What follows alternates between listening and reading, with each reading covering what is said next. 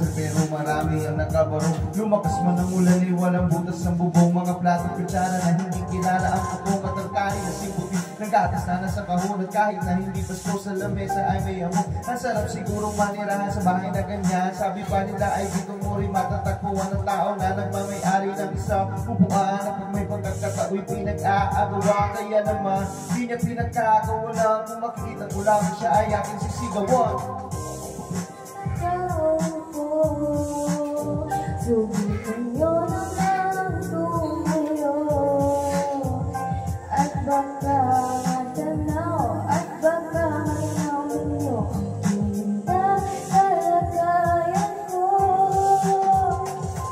Mawalang kalangan po sa taong nakaupo. Alam nyo bang pantagal ng bigas namin ay di puno. Ang dingding ng bahay namin ay pinagtagpit-tagpit. Pero sa gabi ay sobrang init. Tumutunaw ng yero na di kayang bili. Upang ilagay sa inumin, pinakulong tubig sa lunod. Tako rin kuling-kuling gamit ang panggatong lamang na inanod sa estero na nagsisilbi kusina sa umami amin ba? Ang aking hinay na may kayamanan, isang kaldero na nagkagamit lang pag ang aking ama ay sumwel. Pero kulang na kulang pa rin, kulang na tuyong kasi ng 50 pesos sa magaboy pagkakasyahin. Di ko alam kung talagang maraming harang o mataas lang ang bago mo. Nagbubulag-bulag na lamang po kayo. Kahit sa dami ng pera nyo, walang doktor na makakapagpalinaw ng mata nyo. Kaya masyadong halata, bato-bato sa langit, ang mata may walang galing.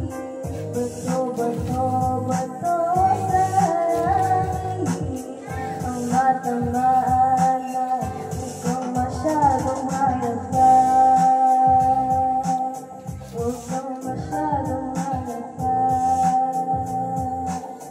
Oh, no, shadow.